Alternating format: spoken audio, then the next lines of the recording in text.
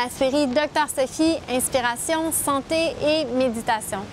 Aujourd'hui, on va parler de bonheur parce que tous les humains veulent être heureux. C'est vraiment un dénominateur commun à l'humanité, mais bien souvent, on n'apprend pas à être heureux à l'école ni à la maison et plusieurs humains vivent toute leur vie malheureux et ça, c'est vraiment triste.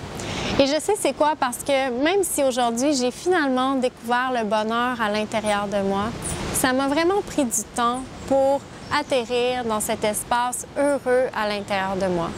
Et j'ai vraiment souffert dans ma vie, j'ai vraiment été dans un endroit de noirceur, un endroit où vraiment tout était noir, j'étais en dépression majeure, j'avais des idées suicidaires, ça allait vraiment pas bien.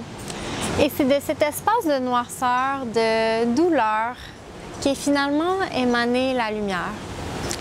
Sur mon chemin de guérison, j'ai découvert la méditation pleine conscience et pour la première fois de ma vie, je me suis connectée au moment présent. Et quand j'ai commencé à méditer, que j'ai commencé à habiter mon corps de l'intérieur plutôt que de le voir de l'extérieur dans un miroir, j'ai senti pour la première fois un espace de paix à l'intérieur de moi. Un espace de calme, un espace tranquille, un espace doux, un espace plein, un espace rempli.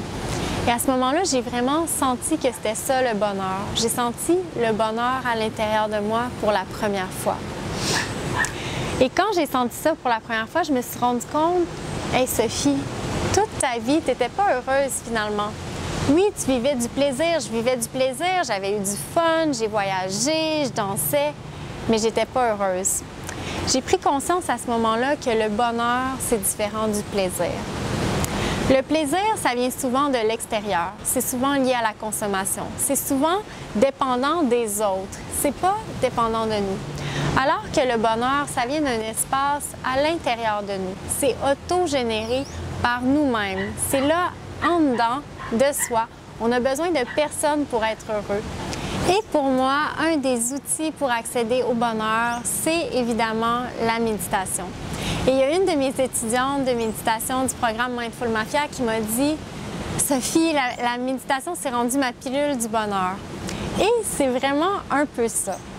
Mais les gens pensent que je vais méditer une fois puis je vais être heureux pour la vie. Mais c'est pas comme ça. C'est quelque chose qu'on doit entretenir, qu'on doit cultiver, qu'on doit faire chaque jour. Puis être heureux, ça veut pas dire qu'on va plus vivre d'émotions négatives. Les émotions négatives, la tristesse, la colère, ça fait partie de la vie, on va continuer à en vivre. Mais le fait de s'entraîner à se ramener le plus souvent dans la présence au moment présent va beaucoup nous aider à cultiver notre bonheur. Alors si ça te parle, je t'invite à télécharger ma méditation et à commencer à pratiquer chaque jour la méditation pour atterrir dans cet espace de calme et de paix à l'intérieur de toi.